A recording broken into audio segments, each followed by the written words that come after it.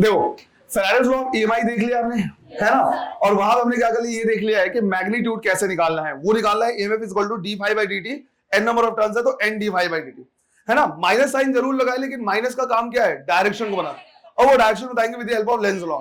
तो Lenz law के कई केसेस हमने क्या कर ऑलरेडी देख लिए हैं। आज हमें क्या करना है, देखना है न्यूमेरिकल वैल्यू निकालना, है ना। तो हमें क्या करना है, क्वेश्चंस करने हैं, क्वेश्चन लिखना है। A conducting circular loop, a conducting circular loop is placed in a uniform magnetic field, is placed in a uniform magnetic field. B is equal to 2 into 10 raised to power minus 2 Tesla. B is equal to 2 into 10 raised to power minus 2 Tesla. With its plane perpendicular to field, with its plane perpendicular to field. First off, somehow the radius of the loop,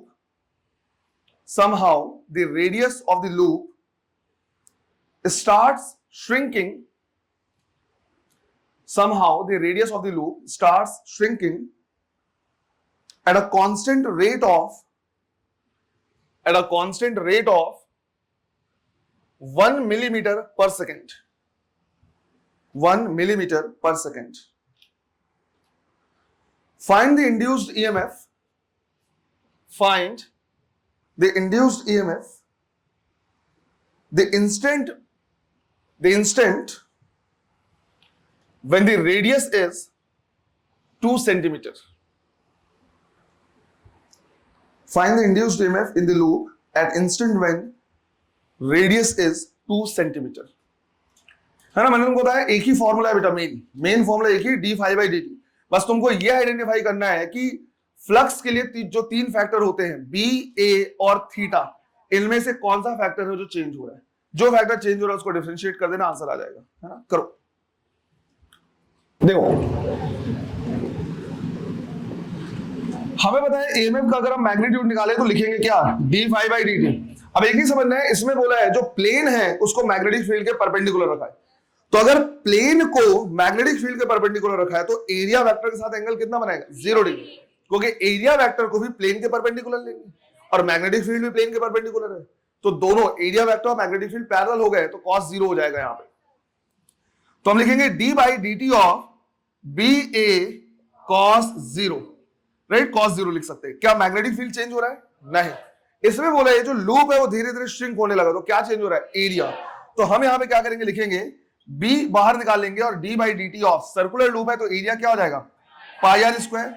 यहां से B पाई भी क्या होगा, बाहर निकलेगा, D by D T of R square क्या हो जाएगा, 2r into D R by D T. ध्यान रखना ये और ये अलग अलग फंक्शन है, तो D R by D T से मल्टीप्लाई करना पड़ेगा।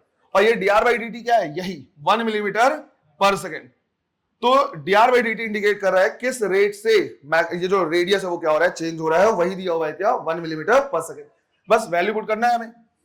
तो ईएमएफ आ जाएगा, मैग्नेटिक फील्ड गिवन है 2 into 10 to power -2 multiplied by pi है मल्टीप्लाइड बाई 2, रेडियस गिवन है 2 सेंटीमीटर, तो 2 into 10 to power -2 multiplied by D R by D T 1 millimetre पर सेकेंड है, तो इसको 10 टू पावर -3 मीटर पर सेकेंड लिख सकते हैं। तो 10 टू पावर -3, तो 2 into 2 4 into 2 8 pi into 10 to power 2 2 4 और 3 7 -7, या फिर 8 पाई को लगभग कितना लिख सकते हैं, 25। तो मैं इसे लिख सकता हूं 2.5 माइक्रोवोल्ट, ऐसे भी लिखा जा सकता है। नेक्स्ट क्वेश्चन लिखना है, लिख लो क्वेश्चन, लिख लो, इसको नोट कर लेना बाद में।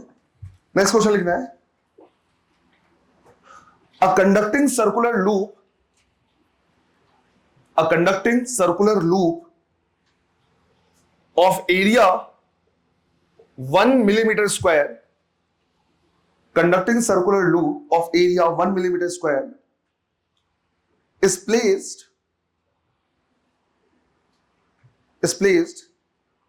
in the same plane placed in the same plane with a long straight wire,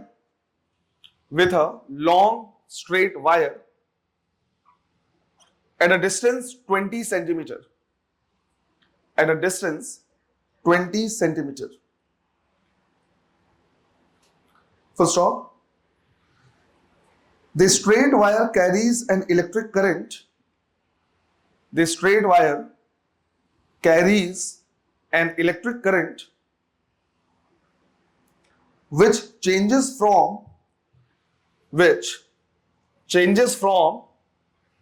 10 ampere to 0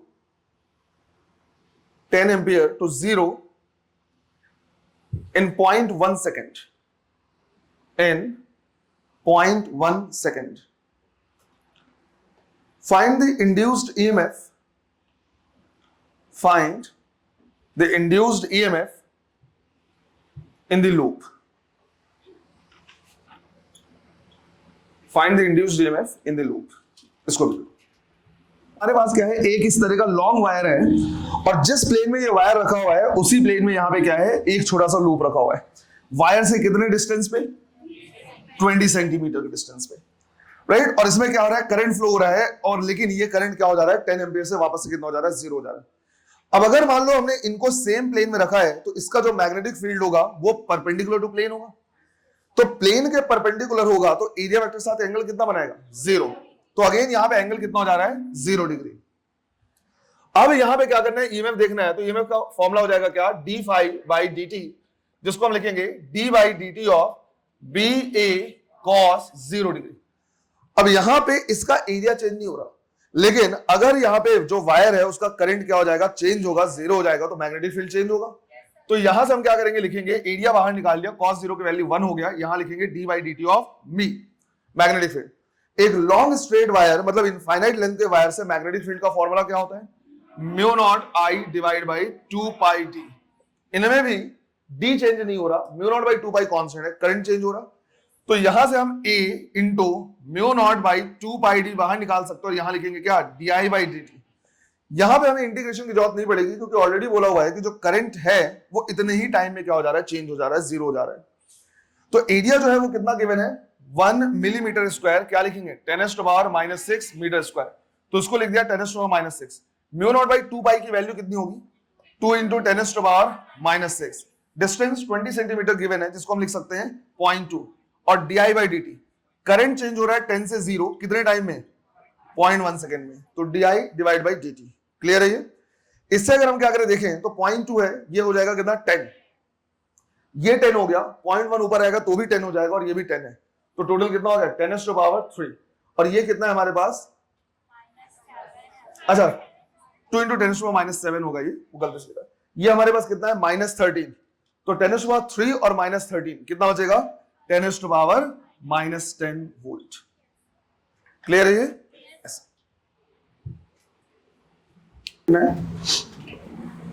A square shaped copper coil, a square shaped copper coil has edge of length 50 centimeter, has edge of length 50 centimeter and contains 50 turns, and contains 50 turns. It is placed perpendicular to, it is placed perpendicular to 1 Tesla magnetic field. It is placed perpendicular to 1 Tesla magnetic field. Full stop. It is removed from the field. It is removed from the field in 0.25 second. In 0.25 seconds, and restored in its original place, restored in its original place in next 0.25 second, in next 0.25 seconds. Find the magnitude of EMF. Find the magnitude of EMF during पहला question है it's removal, second it's restoration, and third its complete motion.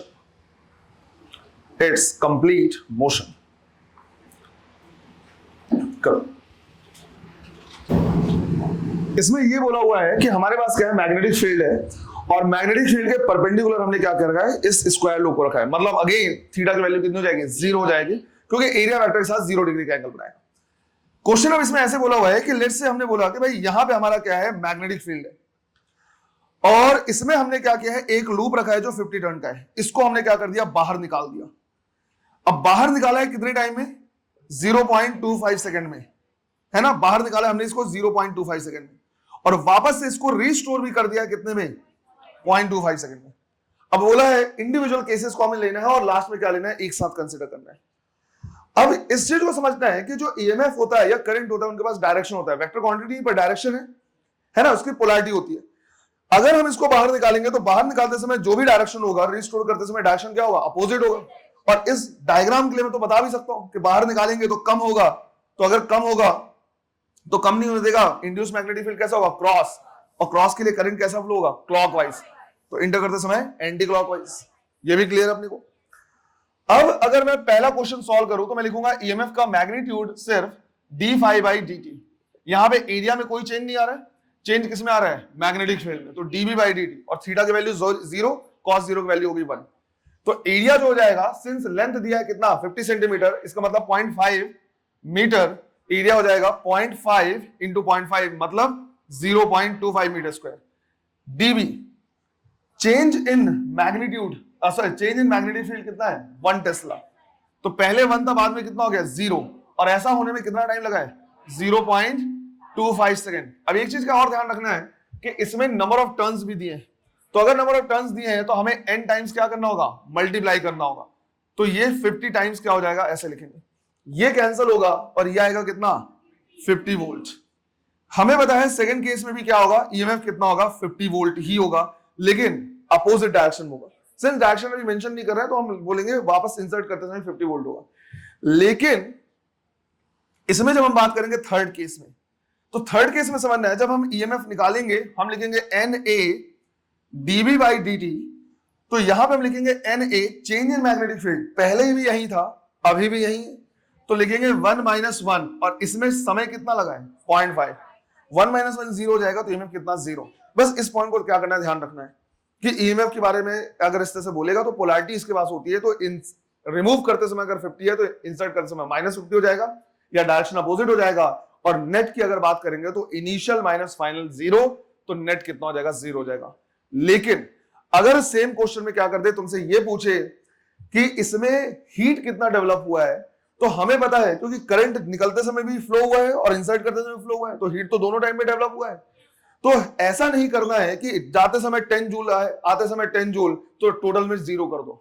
Heat develop में इसको हम minus नहीं करेंगे बल्कि total कितना करेंगे, ऐड करेंगे, क्योंकि जो हीट डेवलप होगा वो क्या होगा, लॉस हो जाएगा।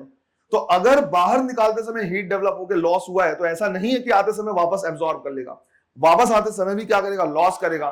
तो अगर हीट वगैरह निकालना हो तो दोनों को क्या कर देंगे, ऐड कर देंगे, ये डिफरेंस रहेगा। क्लियर है ये? चलो, the resistance of, suppose the resistance of coil in previous problem, suppose the resistance of coil in previous problem is 25 ohm, is 25 ohm, then find the heat developed, find the heat developed in the coil during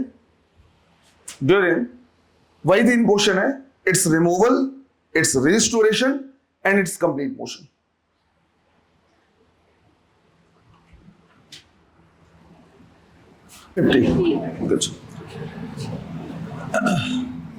देखो, heat का formula क्या लिखेंगे हम, E square by R into T.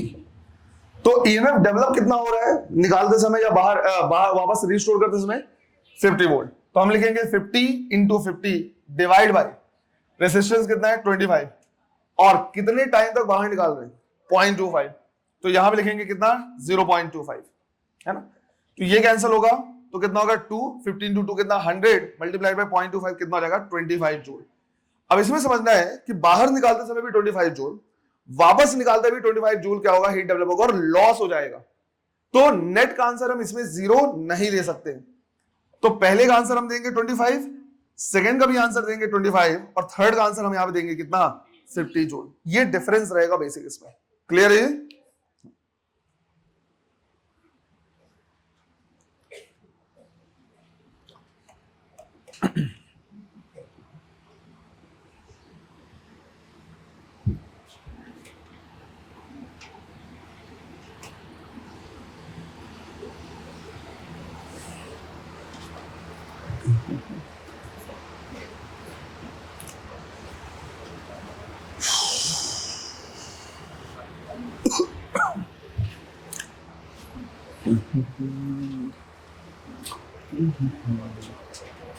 रब कर दूं?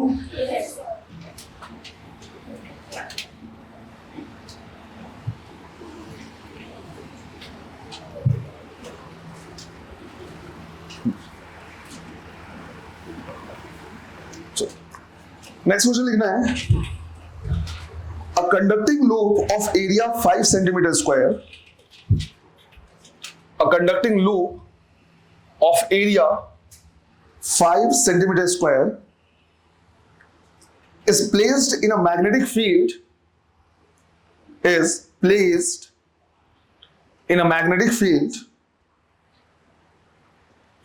which varies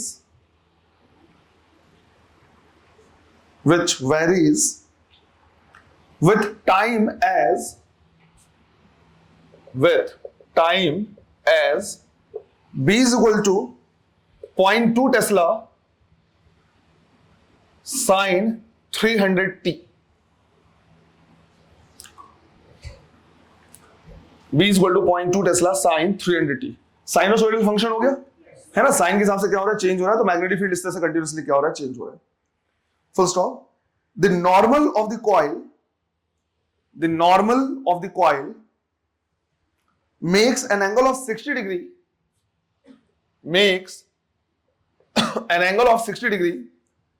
with the magnetic field,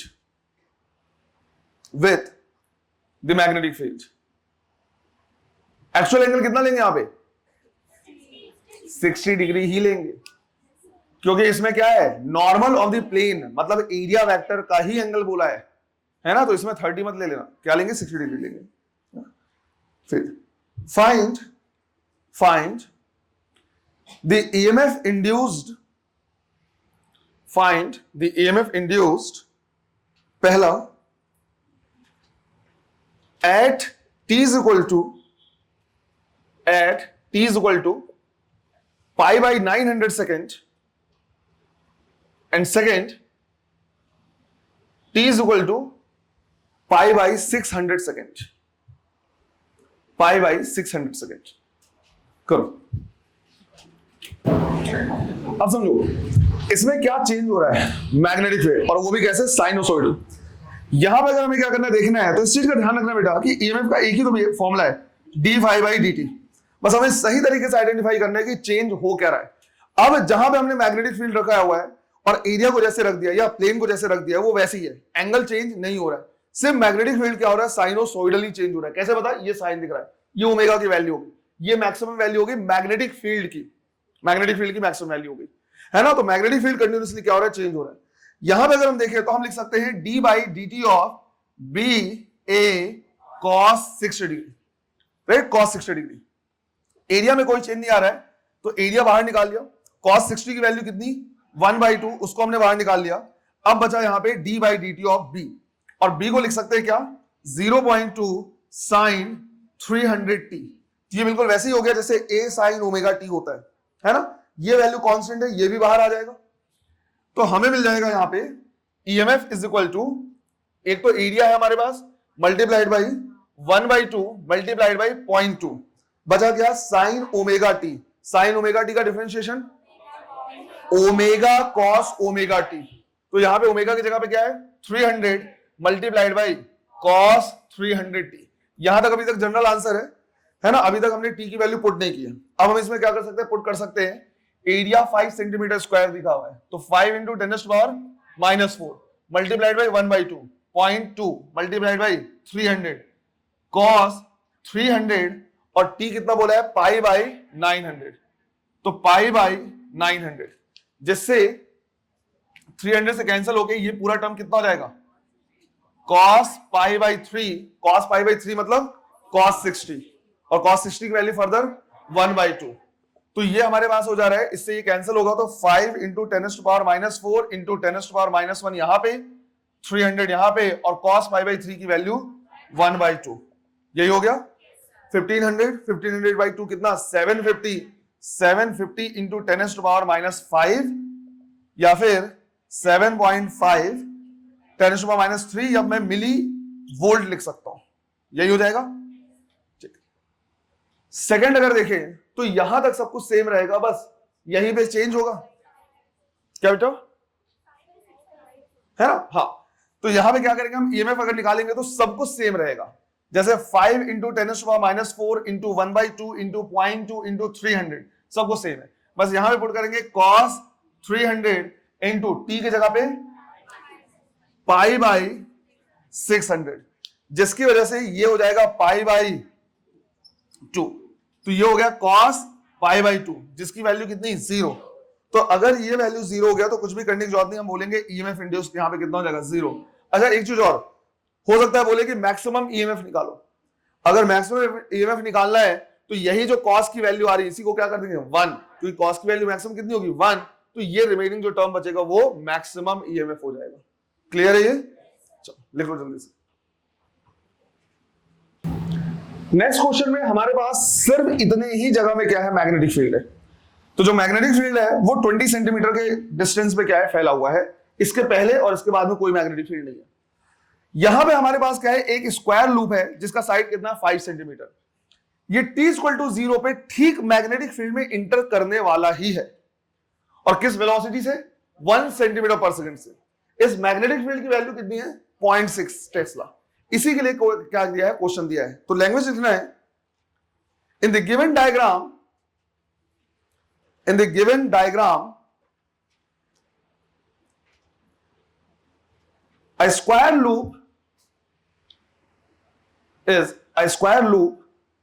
is about to enter the magnetic field at t is equal to 0, then find the EMF induced in the loop at पहला है t is equal to 2 second, t is equal to 10 second, t is equal to 22 second and t is equal to 30 second, है ना। t is equal to 0 पे enter करने वाला है 2 second में, 10 second में, 22 सेकंड में और 30 सेकंड में। हमें क्या करना है, निकालना है कि कितना इंड्यूस्ड ईएमएफ होगा। कब देखो जब ये t इक्वल टू 0 पे इंटर करना शुरू कर रहा है, साइड है कितना 5 सेंटीमीटर, और किस वेलोसिटी से जा रहा है 1 सेंटीमीटर पर सेकंड। कितना टाइम लगेगा इसको पूरा मैग्नेटिक फील्ड के अंदर आने में? 5 सेकंड। अरे 5 सेंटीमीटर है, 1 सेंटीमीटर पर सेकंड जा रहा है, 5 सेकंड लगेगा। तो 0 से लेके 5 सेकंड तक ये मैग्नेटिक फील्ड के अंदर क्या कर रहा है, इंटर कर रहा है। और जब तक ये इंटर करेगा तब तक इससे फ्लक्स क्या होगा, चेंज होगा, तब तक उसमें क्या होगा, ईएमएफ इंड्यूस होगा। मतलब 0 से लेके 5 सेकंड तक ईएमएफ इंड्यूस होगा। 5 सेकंड तक ये इंटर कर चुका है। अब अगर 5 सेकंड तक इंटर कर चुका है, ये 5 सेंटीमीटर हो गया, तो ये रिमेनिंग कितना डिस्टेंस बचा 15 सेंटीमीटर। तो अगले 15 सेंटीमीटर को कवर करने में कितना टाइम लगेगा 15 सेकंड। तो 5 से लेके 20 तक, 5 से लेके 20 मतलब 15 सेकंड हो गया। यहां तक कोई फ्लक्स चेंज होगा क्या? तो अगले 20 सेकेंड तक, 5 से लेके 20 सेकेंड तक फ्लक्स चेंज नहीं हो रहा, तो कोई ईएमएफ इंड्यूस नहीं होगा। फिर 21वें सेकंड से बाहर निकलना शुरू होगा। जैसे ही बाहर निकलना शुरू होगा वैसे ही फ्लक्स फिर से क्या होगा, चेंज होगा और वो डिक्रीज होगा, तो फिर से ईएमएफ इंड्यूस होगा। यहां पे जो डायरेक्शन होगा यहां पे एग्जैक्टली अपोजिट होगा। बाहर निकलने में कितना समय लगेगा, 5 सेकंड। तो 21 से लेकर 25 सेकंड तक ये बाहर निकल जाएगा। तब 21 से लेकर 25 सेकंड तक इसमें फिर से क्या होगा, ईएमएफ इंड्यूस होगा। 25 सेकंड में बाहर निकल चुका है। उसके बाद 26, 27, 28, 29 कुछ भी करें, हर जगह पे ईएमएफ कितना होगा, 0, क्योंकि फ्लक्स है ही नहीं। तो शुरू के 5 सेकंड में 0 से लेके 5 तक और 21 से लेके 25 तक ही इसमें क्या होगा, ईएमएफ इंड्यूस होगा। क्लियर है ये? ऐसे तो पहला जो 2 सेकंड है उस टाइम पे इंटर कर रहा होगा, तो ईएमएफ इंड्यूस होगा, जिसका अगर हम मैग्नीट्यूड निकाले तो कितना लिखेंगे, BLV। तो 0.6 लेंथ ये वाला लेंगे 5 सेंटीमीटर, तो 5 इंटू 10⁻⁻2 मल्टीप्लाइड बाई किस वेलोसिटी से, 10⁻⁻2 से, तो 3 इंटू 10⁻⁻4 वोल्ट। सेकंड बोला हुआ है कितने टाइम में, 10 सेकंड में, तो 5 सेकंड में इंटर कर गया। 6वें सेकंड से लेके 20वें सेकंड तक कोई फ्लक्स चेंज नहीं होगा, तो ईएमएफ कितना, 0 हम बोलेंगे, क्योंकि d5 की वैल्यू कितनी है, 0। फिर 22 सेकंड, 20 सेकंड तक यहां पहुंच गया, 21वें से 25वें तक बाहर निकलेगा, तो फिर से ईएमएफ इंड्यूस होगा कितना, again BLV which is 3 into 10⁻⁻4 volt. और फिर 26वें से लेके बाहर तक जितने बाद में जितना भी टाइम होगा सब में क्या होगा, 0 होगा, तो ईएमएफ की वैल्यू 0 लिखेंगे, लेकिन अब 0 इसलिए क्योंकि फ्लक्स ही कितना है, 0 है। क्लियर है ये? ऐसे क्या करना है, ध्यान रखना है इसको।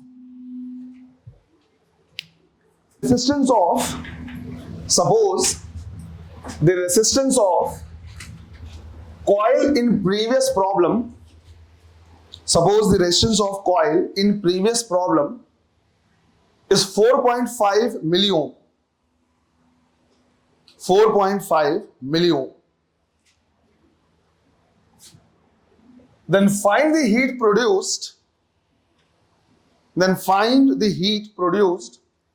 in the coil, in 30 seconds. In 30 seconds. करो। Square by R into T। EMF कितना इंड्यूस हो रहा है, ये है ना, तो 3 इंटू 10⁻⁻4 इंटू 3 इंटू 10⁻⁻4।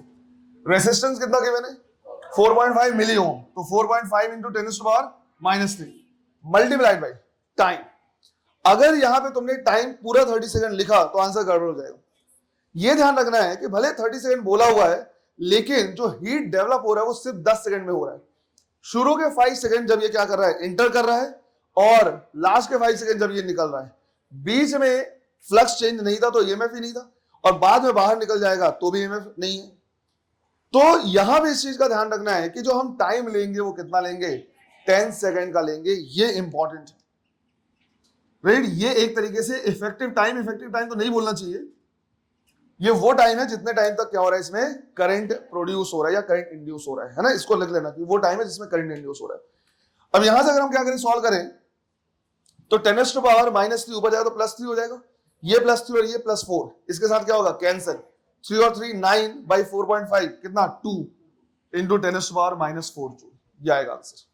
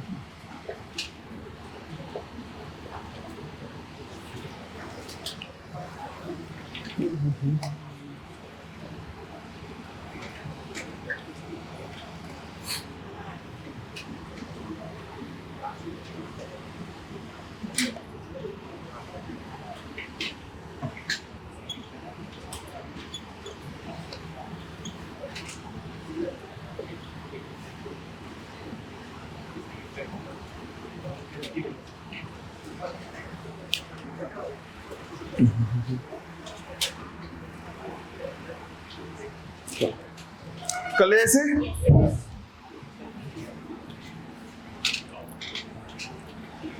देखो, नेक्स्ट क्वेश्चन समझा दे रहा हूं। यहां पे हमारे पास क्या है, इस तरह का मैग्नेटिक फील्ड है जो वैल्यू है कितनी, 1 टेस्ला। इसमें एक इस तरह का अरेंजमेंट है जिसमें दो हमारे पास क्या है, रॉड है जो मूव कर सकते हैं, P1 Q1 और P2 Q2। दोनों का खुद का रेजिस्टेंस है कितना, 2 ओम। यहां पे एक रेजिस्टेंस लगा हुआ है क्या, 19 ओम। क्वेश्चन लिखना है, if in the given diagram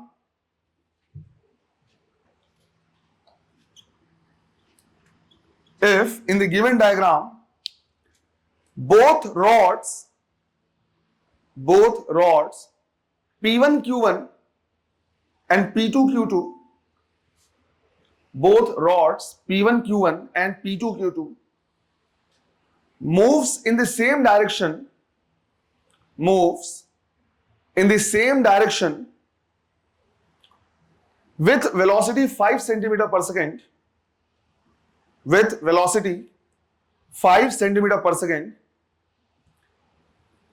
then find the current through 19 ohm resistor. Find the current through 19 ohm resistor. Question बढ़िया है ना, टॉपिक को कनेक्ट किया हुआ है, इंपॉर्टेंट मार्क कर लेना इसको। लेंथ है ये पार्ट, ये गिवन है 4 सेंटीमीटर है ना, ये दोनों रॉड जो है वो लेंथ कितना है, 4 सेंटीमीटर है। हाँ ठीक, सॉरी, इसके बिना वो नहीं बनेगा, वो मिस हो गया था। लिख लिया है ना? करो इसको सॉल्व करो।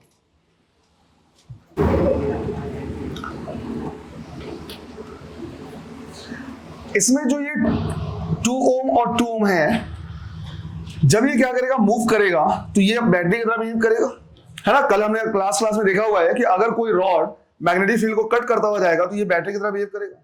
जब ये बैटरी की तरह बिहेव करेगा तो ये जो रेसिस्टेंस है इसको हम ऐसे कंसीडर कर सकते हैं कि ये इसका इंटरनल रेसिस्टेंस, यही मान सकते हैं। अब बोला हुआ है कि दोनों को सेम डायरेक्शन में मूव करा रहे हैं, दोनों को किधर भी सेम डायरेक्शन में मूव कराओ, दोनों की पोलैरिटी क्या होंगी, सिमिलर होंगी। तो हम कह सकते हैं कि अगर इसका पॉजिटिव इधर है तो इसका भी पॉजिटिव इधर होगा, इसका नेगेटिव इधर तो इसका भी नेगेटिव इधर, डिपेंड करता है कैसे मूव कर रहा है। तो ये जो है इसको मैं रिप्लेस कर सकता हूं इस तरह से, है ना, ये जो है इसको हम रिप्लेस कर सकते हैं इस तरह से। करंट इलेक्ट्रिसिटी में यही क्वेश्चन ऐसे बन जाएगा, ऐसे कि हमारे पास यहां पे क्या है, एक 19 ओम का रजिस्टर है, यहां पे एक ईएमएफ है ई और रेजिस्टेंस है कितना, 2 ओम। यहां पे ईएमएफ ई और ये भी कितना है, 2 ओम। दोनों किसमें जुड़ा हुआ है, पैरेलल में, राइट, दोनों किसमें जुड़ा है, पैरेलल में। और हमें क्या करना है, पता करना है कि भाई इसमें कितना करंट फ्लो हो रहा है। इनका जो ईएमएफ है वो दिया जाएगा किससे, बीएलवी से। किससे निकाला जाएगा, बीएलवी से। अब यहां पे देख के तुमको समझ में आना चाहिए कि भाई अगर मुझे करंट क्या करना है, निकालना है, क्योंकि क्वेश्चन ये यही है, दोनों क्या है, सेम क्वेश्चन है। तो हम कैसे निकालेंगे, E equivalent divide by R net, ऐसे निकालेंगे। अब सेम मैग्नेट, सेम सेल अगर पैरेलल में जुड़ा हो तो इक्विवेलेंट कितना आता है, E के बराबर ही आता है, तो ये हो जाएगा E। और आर नेट की वैल्यू, एक्सटर्नल रेजिस्टेंस, इसके कॉम्बिनेशन से हमेशा कैसे जुड़ता है, सीरीज में। यहां से करंट निकलेगा, पूरा करंट इसमें जाएगा, वापस आके इन दोनों में डिवाइड होगा, तो ये दोनों पैरेलल में जुड़े हैं, लेकिन इसका कॉम्बिनेशन इसके साथ, तो मैं यहां पे लिख सकता हूं R plus small R equivalent, है ना, ऐसे। रही बात क्या, ईएमएफ निकालने की, तो ईएमएफ तो निकाल सकते हैं किससे, बीएलवी से। तो मैग्नेटिक फील्ड है कितना, 1, लेंथ कितना है, 4 सेंटीमीटर, तो 4 इंटू 10⁻², और किस वेलोसिटी से मूव कर रहे हैं, 5 से, तो 5 इंटू 10⁻², 20 इंटू 10⁻⁴ या 2 इंटू 10⁻³ वोल्ट, यही होगा। तो 2 इंटू 10⁻³ डिवाइड बाई रेजिस्टेंस कितना, 19, 2 और 2 पैरेलल में लगाएं, कितना हो जाएगा, 1, तो ये हो जाएगा 2 इंटू 10⁻³ डिवाइड बाई 20, तो 0.1 इंटू 10⁻³ या मैं सीधा 0.1 मिली एम्पियर लिख सकता हूं। आया समझ में, है ना। तो वो क्वेश्चन करंट इलेक्ट्रिसिटी के ही क्वेश्चन के जैसा है। इसी में फर्दर ऐसा पूछ सकता है कि अगर दोनों अपोजिट डायरेक्शन में मूव करें तो क्या होगा। तो अगर दोनों अपोजिट डायरेक्शन में मूव करेंगे तो हम ये मान के चलेंगे कि पोलैरिटी दोनों की क्या हो गई, रिवर्स हो गई है, दोनों एक दूसरे को क्या करेंगे, कैंसिल, और नेट करंट यहां पे कितना फ्लो होगा, 0। बात आ रही समझ में। क्योंकि अगर तुम क्या करोगे, दोनों का डायरेक्शन चेंज करोगे तो दोनों की पोलैरिटी भी क्या होगी, चेंज हो जाएगी, तो दोनों एक दूसरे को कैंसिल कर देंगे और यहाँ पे करंट की वैल्यू कितनी हो जाएगी, 0 हो जाएगी। क्लियर है ये? चलो करो sir.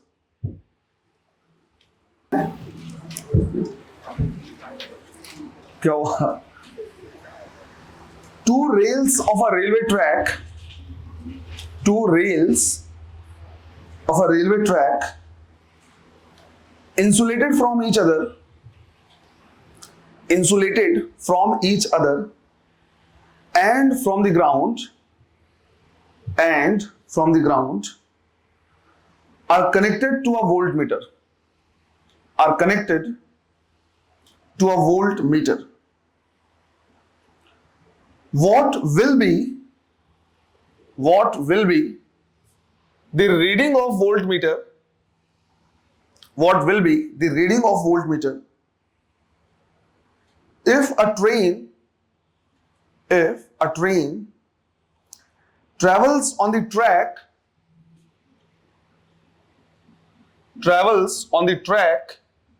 with speed 180 km per hour, with speed 180 km per hour, full stop. Vertical component of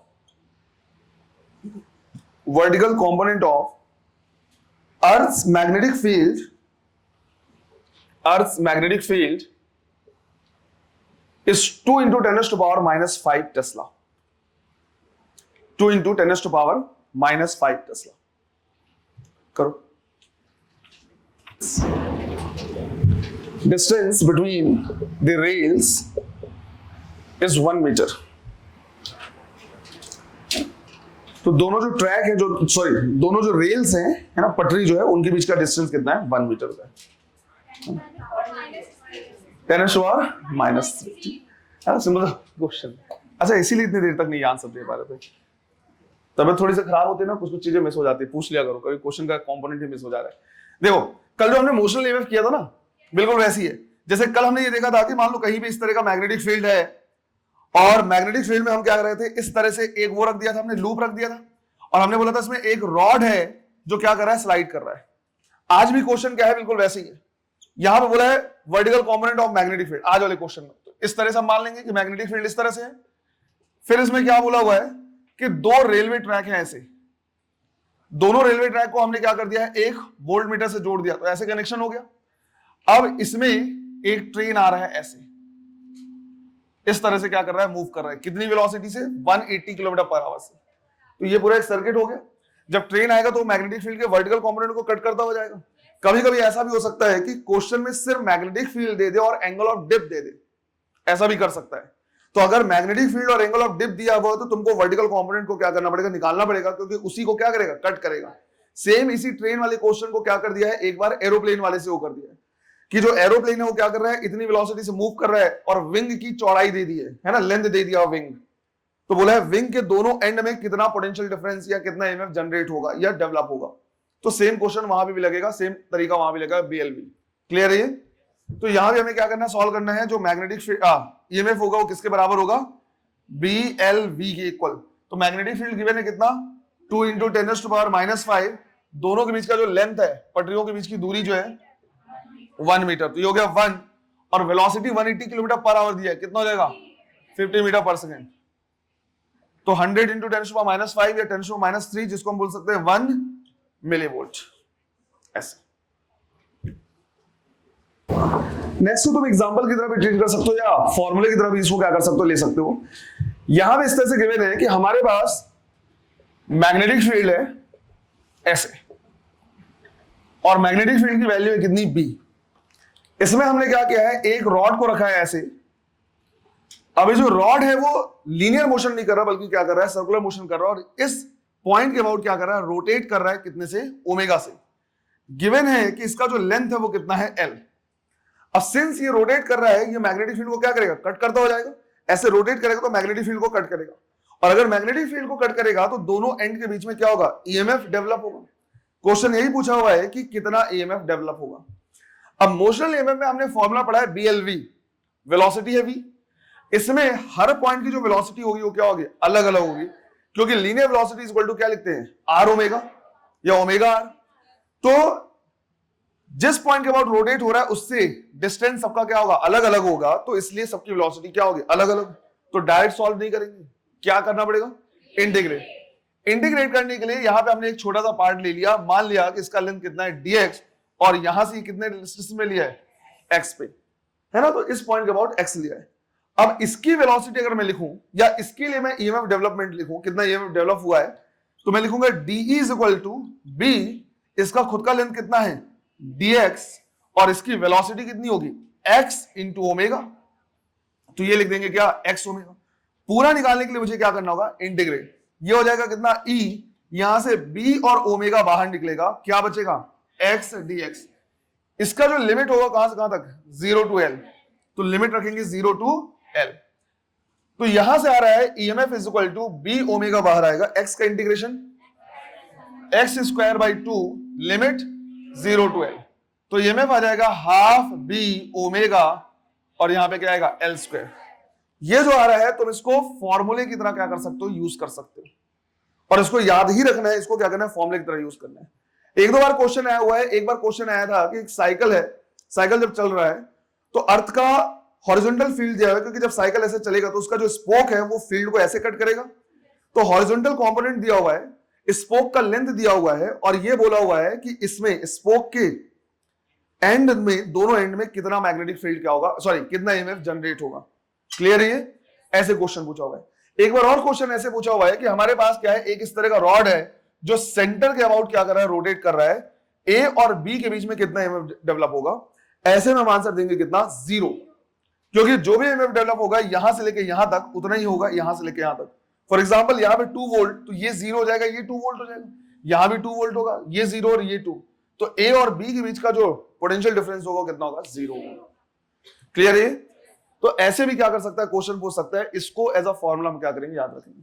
तो ये हमने पढ़ लिया क्या, Faraday's law of EMI and Lenz law. Lenz law से सीखा है डायरेक्शन निकालना, फैराडेज लॉ ऑफ ईएमआई से मैग्नीट्यूड निकालना, आ जाएगा ये।